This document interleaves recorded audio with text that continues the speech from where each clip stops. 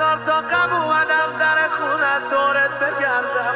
شنیدم آقا بالا سر زمین خورده شمایی به سرم گل بندی. الحمدلله من الان حرمتم دارم صدات میزنم.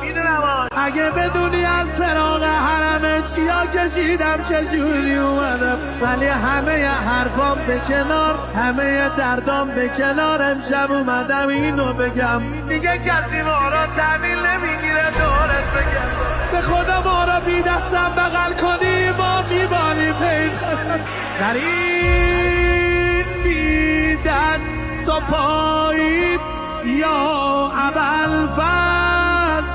خدا دست تو را از ما نگیرد، درست دست و بدن نداره. خلق میدانن که در بهداری قرب حسین دردها را بیشتر عباس درمان میکند.